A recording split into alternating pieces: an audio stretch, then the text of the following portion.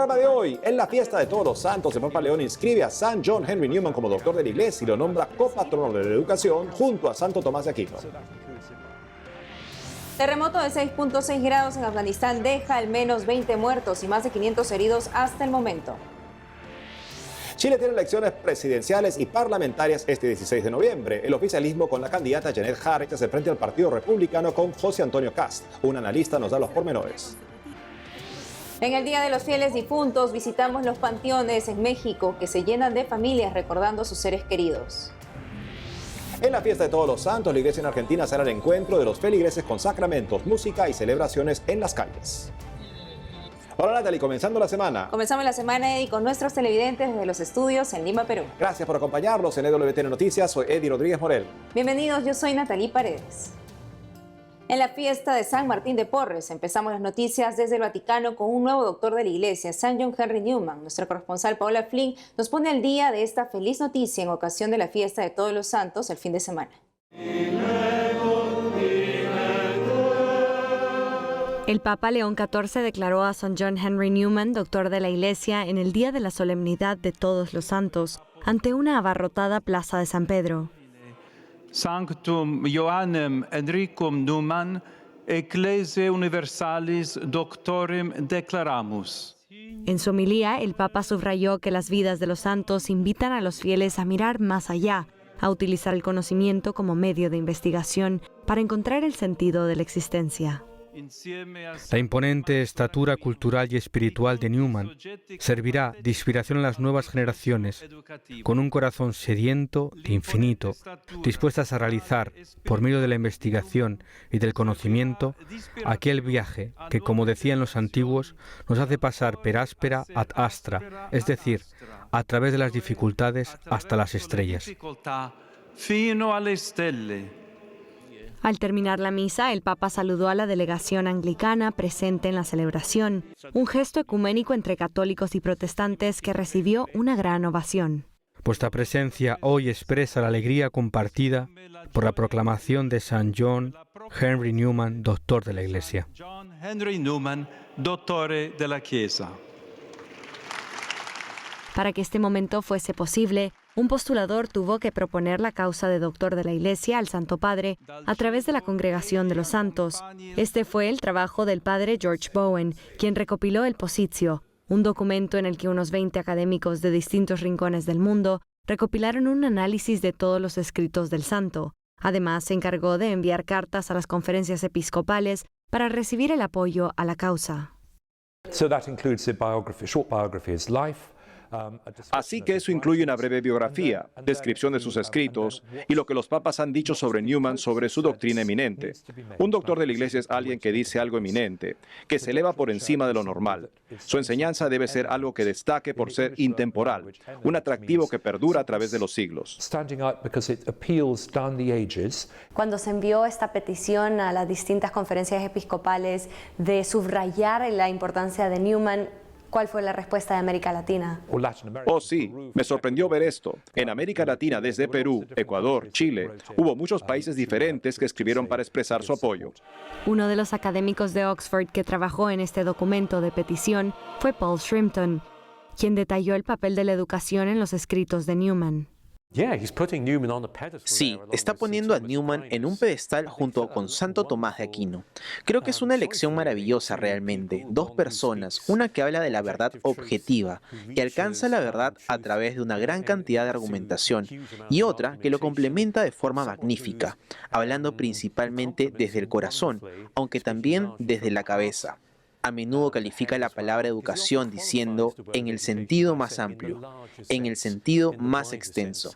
Y con eso quería decir no solo la educación en su aspecto formal, en el aula, la clase o lo que sea, sino también en su ámbito semiformal, como en el equipo deportivo, el debate, el periodismo estudiantil o el teatro.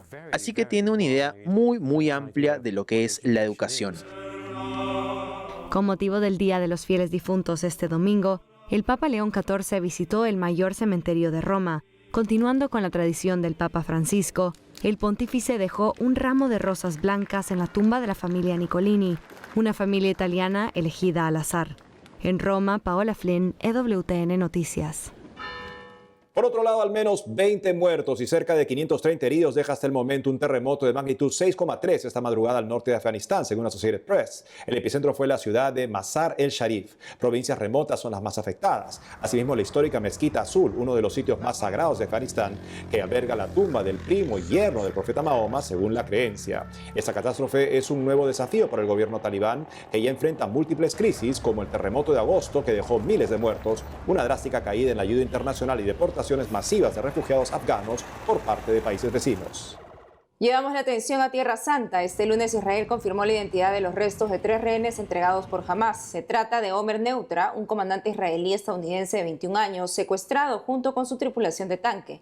También fueron identificados Oz Daniel, de 19 años, y el coronel Asaf Amani, de 41 años. Según Hamás, los restos fueron hallados en un túnel al sur de Gaza.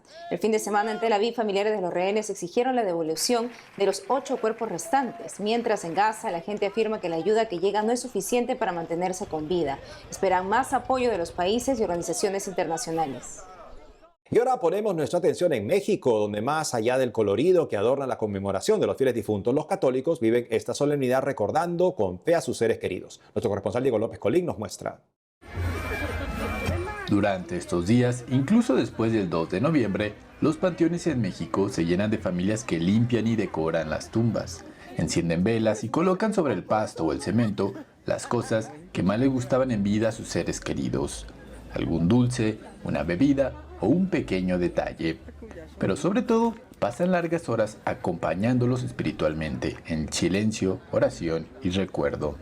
Pues me acordaba de mi mamá, mi sobrino, que con él conviví mucho, y pues se me salen las lágrimas, ¿no?, de recordar, y pero también yo me quedo, pues digo, pues ya están descansando, y pues siempre es ese recuerdo, ¿no?, de que pues fueron parte de uno y los momentos felices.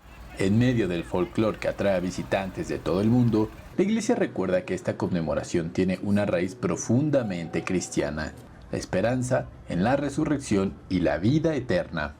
Pues es una fiesta hermosísima, ¿no?, donde a través de las calaveritas el mexicano expresa que no le teme a la muerte, porque más allá de la muerte sabemos que está la vida en Cristo Jesús. Para muchos católicos, visitar el cementerio también significa mostrar respeto por los restos de sus seres queridos. Mantener las tumbas limpias y decoradas es un gesto de amor, pero lo más importante, dicen, es orar por sus almas y ofrecerles una intención especial. Es un día muy especial en cuanto a que es la oportunidad para poder orar con más intensidad por nuestros fieles difuntos. No es Día de Muertos, es Día de los Fieles Difuntos y nos invita, bueno, nosotros somos de Jalisco y la tradición de allá es más bien dedicarnos a orar en este día. Y bueno, por medio de la misa y el Santo Rosario ofrecidos por los fieles, también tratando de ganar la indulgencia que la Iglesia nos otorga en este día. Entre flores, cempasúchil, oraciones, pero sobre todo con mucha esperanza, México celebró una de sus tradiciones más importantes. Sí, como un recordatorio para los que ya no están, pero sobre todo con la ilusión de la vida eterna que nos aguarda. En Ciudad de México, EWTN Noticias, Diego López. Y nos vamos a Argentina para ver cómo se celebró la solemnidad de Todos los Santos este sábado. Nuestro corresponsal Matías Boca estuvo en un barrio de Buenos Aires. En el barrio porteño de Valvanera, en Plaza Miserere, se entregaron estampas, se tomaron intenciones y hubo bendiciones. Los santuarios y parroquias de la ciudad se sumaron a la iniciativa con imágenes de santos. Los sacerdotes y servidores presentes escucharon y reflexionaron. Hubo confesiones, música y celebraciones. San Expedito me acompañó casi toda mi vida. Que nos acompañe, que nos cuide y interceda por nosotros y nos cuide a mí, a mi familia. La juventud está full y cada vez se da más cuenta que Jesús es el camino y nada, en Él encontramos la plenitud. Una jornada misionera que honró a esos santos de la puerta de al lado y resaltó el papel de la Iglesia en la vida de cada fiel, de cada hermano, en este año jubilar de la esperanza. Si tratamos de vivir como Dios manda y vamos santuarizando la vida, vamos santuarizando lo cotidiano. La gente que pasa, algunos que vienen del hospital o van para el hospital, o vienen o van para trabajar, es sentir la caricia de Dios, a través del encuentro con la imagen sagrada y recibiendo la bendición.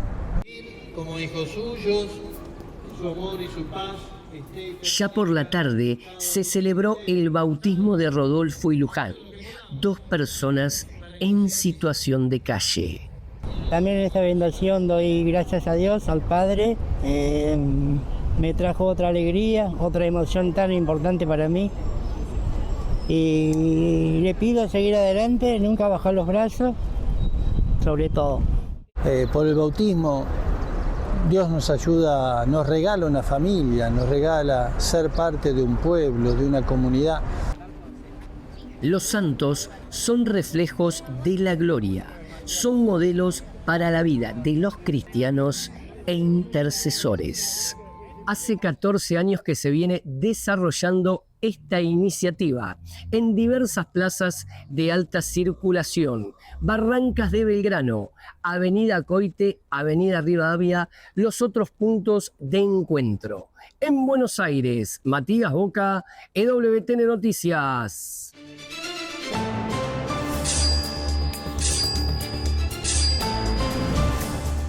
Estamos a muy poco de las elecciones generales de Chile este 16 de noviembre. Para tener una perspectiva de los principales contendores y lo que está en juego, estamos con Leslie Briceño, analista política, licenciada en Historia por la Universidad de Valparaíso, con un posgrado en Ciencias Políticas y Sociología de la Universidad Católica de Chile. Es docente universitaria, conductora y panelista en medios de comunicación. Leslie, bienvenida al programa. Son 8 los candidatos que se están presentando, que van desde la extrema derecha hacia la extrema izquierda. Sin embargo, hay 3 a 4 candidaturas que son las que tienen mayor fuerza y más apoyo electoral. Por un lado, Janet Jara, que es la candidata del oficialismo, la candidata a la continuidad del gobierno de Gabriel Boric, y que tiene la mayor probabilidad, obviamente, de pasar a segunda vuelta. Sin embargo, en el lado de la derecha, de la extrema derecha, como no tuvieron unas elecciones primarias en el mes de junio, la derecha está muy disgregada en la elección presidencial. Van entre 4 o 5 candidatos que se podrían identificar como de derecha, y eso, lógicamente, que genera que el electorado de ese sector político tenga que disgregar sus votos. Sin embargo, el que tiene mayores opciones y que va punteando las encuestas también es José Antonio Kast, del Partido Republicano. Es un partido relativamente nuevo. Esta es la tercera aventura de José Antonio Kast presidencial, que busca llegar a la presidencia, y en la tercera oportunidad consecutiva. Y lo que podemos señalar es que en los resultados anteriores fue aumentando su base electoral. Es un partido relativamente nuevo y que está aglutinando un porcentaje importante de la votación, que también obviamente puede favorecerle que además tenemos elecciones parlamentarias, no solo es presidencial, y también puede favorecer que hay muchas personas que vayan a votar por el Partido Republicano en la parlamentaria, y eso le puede dar una fortaleza significativa en el Congreso. Me pregunto sobre esta probabilidad alta de que pase este candidato, esta candidata del oficialismo. ¿Esto se debe a la base, digamos, por así decirlo, política de la izquierda, o es que verdaderamente entre la población hay un respaldo hacia las políticas del señor Boric? Bueno, en general pensemos que la candidata Janet Jara se definió en una primaria de la izquierda y la centroizquierda. Por lo tanto, claro, aglutina principalmente al electorado que se identifica con y que apoya al presidente Gabriel Boric, y tal vez a algunos otros personas que tal vez comparten las ideas progresistas de Janet Jara. Hay que mencionar que Janet Jara es una candidata del Partido Comunista. Sin embargo, presenta un Partido Comunista mucho más moderado, mucho más moderno, mucho más actual que lo que podríamos pensar los partidos comunistas en la historia. El Partido Comunista chileno, además, es bastante atípico, tiene más de 100 años de historia, ha participado en el sistema político en elecciones democráticas desde los años 30, 40, ha sido gobierno muchas veces, no solamente es gobierno ahora, sino que fue parte de la nueva mayoría durante el segundo gobierno de Michelle Bachelet, y también fue parte de la Unidad Popular y fue parte incluso del FRAP en la década de los 40. Por lo tanto, nosotros en Chile tenemos un partido comunista bastante atípico a lo que ocurre con partidos comunistas en otras partes del mundo, con una propuesta mucho más, utilizando el concepto más, bien entre comillas, mucho más socialdemócrata que la revolución proletaria que podríamos pensar en un partido comunista marxista-leninista. Finalmente. Sí, pensando en ese espectro, disculpe, pensando en esa parte del espectro político chileno de la izquierda, vemos que el señor Boric ha querido invertir el capital político que le queda en este proyecto de eutanasia. De no tener éxito él en lograr esta ley, ¿cómo está? Le quería preguntar también eso. ¿Qué podríamos esperar de este proyecto de ley, por ejemplo, si ganase la izquierda? El presidente Boric presentó este proyecto, sin embargo, ya hace algunas semanas se le quitó la urgencia, la suma urgencia.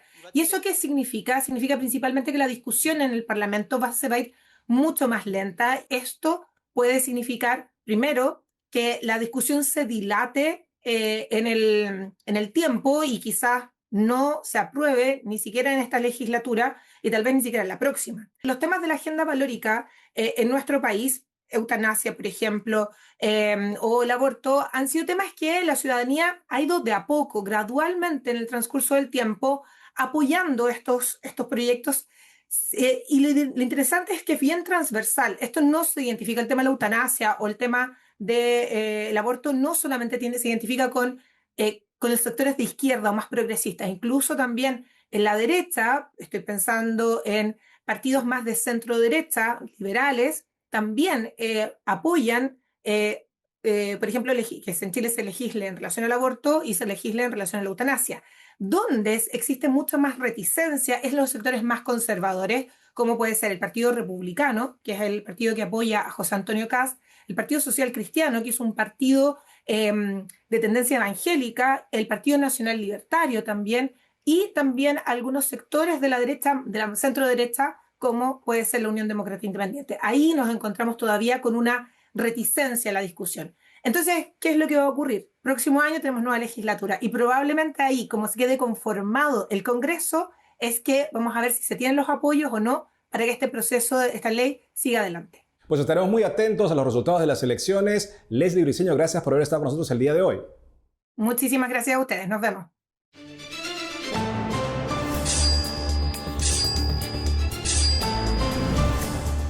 Hacemos una pausa y al volver conocemos un bosque de olivo en Lima convertido en un visitado parque cuyo sembrío es adjudicado a San Martín de Porres de fiesta hoy 3 de noviembre. Además, le mostramos diversas procesiones que llenan las calles de Lima en la fiesta de Todos los Santos. Regresamos con más noticias con Enfoque Católico.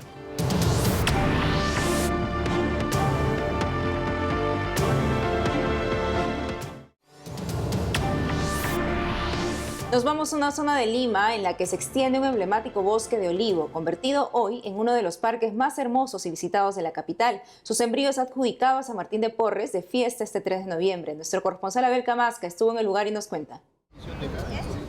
En el corazón del distrito de San Isidro, en Lima, hay un antiquísimo bosque de olivos, cuyo origen viene del famoso santo de la escoba, San Martín de Porres. De acuerdo a la municipalidad, él plantó los primeros tallos. Esto se remonta a la época del virreinato.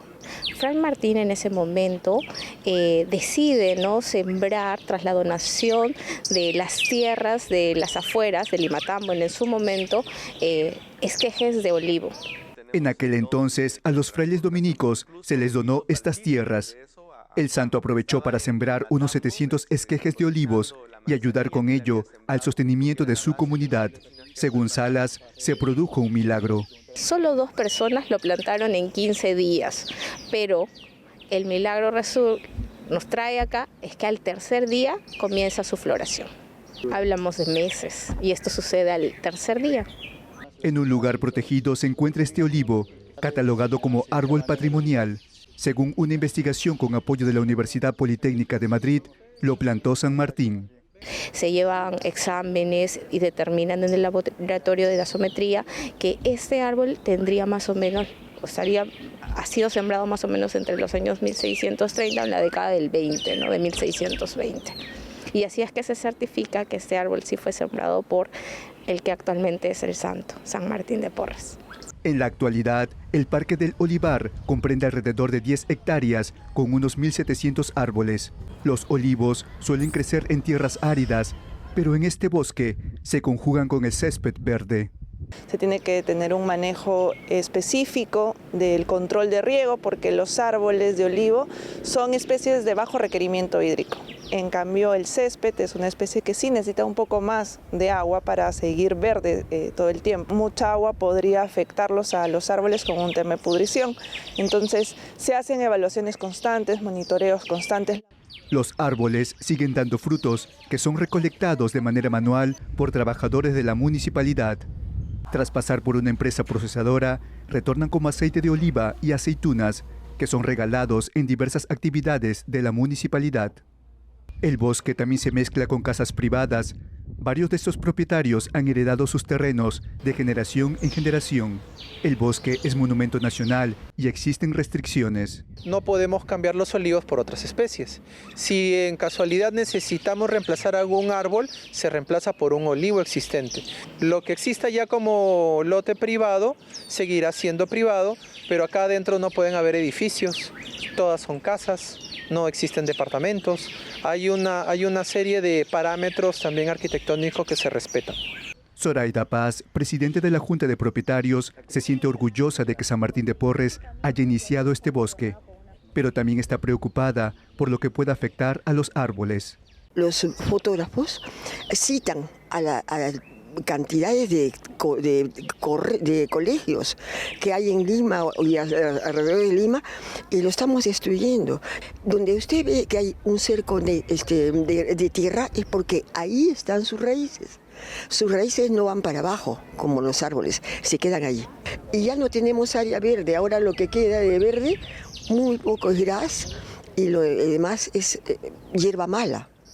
El olivo aparece en la Biblia como símbolo de paz luego del diluvio, así como lugar de angustia y consuelo para Jesucristo luego de la última cena. Al parecer, es lo que quiso dejar San Martín.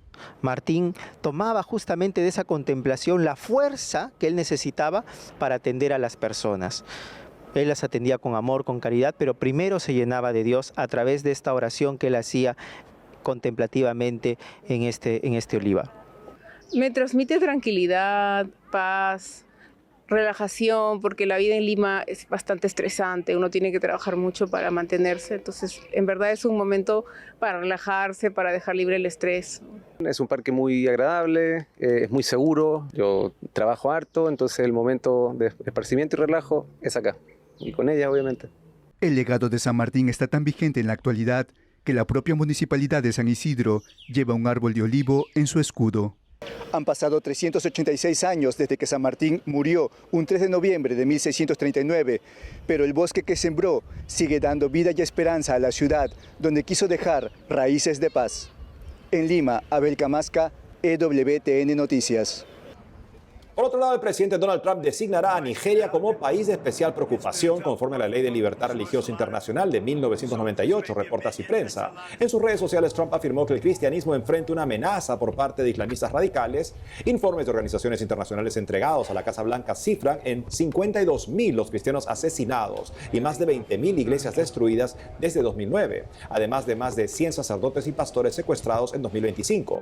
Donald Trump advirtió que podría suspender la ayuda económica y militar, incluso ordenar una intervención rápida y violenta si el gobierno de Nigeria no detiene los ataques. Por su lado, el régimen rechaza las acusaciones, mientras que el secretario de Estado del Vaticano, Pietro Parolin, señala que la violencia en Nigeria no es un conflicto religioso, sino social, subrayando la complejidad de la situación, informa Infocatólica. Con motivo de la fiesta de Todos los Santos, las calles de Lima se llenaron de procesiones. Nuestro corresponsal Abel Camasca la siguió. La Basílica y Convento de San Francisco en el centro histórico de Lima se abarrotó de fieles el 1 de noviembre, fiesta de Todos los Santos. La Orden de Frailes Menores ofreció una misa en honor a San Judas Tadeo. La Hermandad del Santo se vistió de gala. El rojo es el sacrificio de San Judas, el verde es la esperanza y el marrón, los filos marrones es por la Orden franciscana. San Judas Tadeo para mí es lo máximo que se podría decir. La fiesta del apóstol San Judas Tadeo, patrono de las causas imposibles, es cada 28 de octubre. Esta procesión tiene relevancia nacional. Su procesión es patrimonio cultural del Perú. La declararon hace unos 10 años atrás, promedio.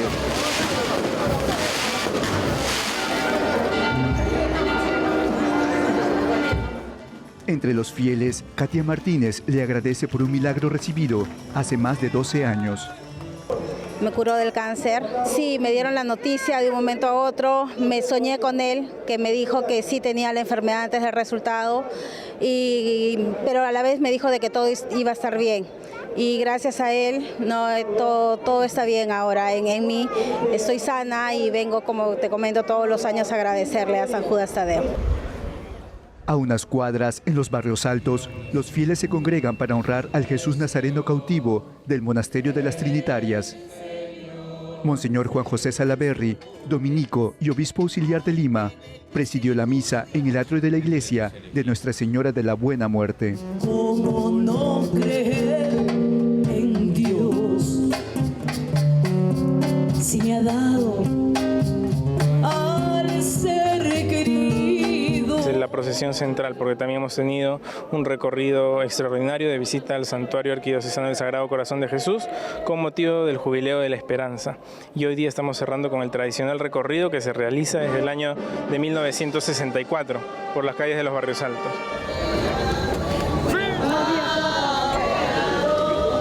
En las puertas de su casa, esta familia guarda el paso de la antiquísima imagen colonial que data de 1710.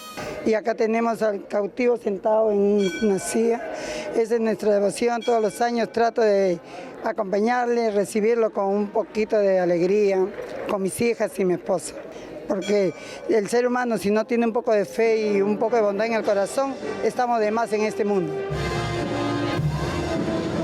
Marilu Moriau reparte con alegría estos lazos amarillos por un milagro que recibió hace más de 30 años. La operaron de la columna y se complicó. Me dio una septicemia y le pedí al Señor y fue así como se dice patentito. Al día siguiente volví a la vida, hasta el día de hoy. Le pedí, estando un poco inconsciente y me lo hizo y aquí estoy. Ahí vamos para adelante, ¿no? A estas dos procesiones en el centro de Lima se sumó la del Señor de los Milagros, que realizó su último recorrido de este año. Miles de devotos piden al Señor por sus familias y la paz en Perú frente a la inseguridad. Retrocedemos, por favor. Más que nada paz, que haya paz, que la gente pues, traten de llevarse bien, porque entre peruanos mismos nos estamos matando. Y por el mundo, no que haya mucha paz, que deje de haber tantas matanzas y que, bueno, a él se le pide todo, ¿no? Y que el próximo año sigamos acá parados con él. Así, con las procesiones en la capital, se afianza la fe por generaciones. En Lima, Abel Camasca, EWTN Noticias. Eso es todo por hoy, amigos. Gracias por haber estado con nosotros. No olviden seguirnos en nuestras redes sociales y en ewtnnoticias.com. Hasta mañana.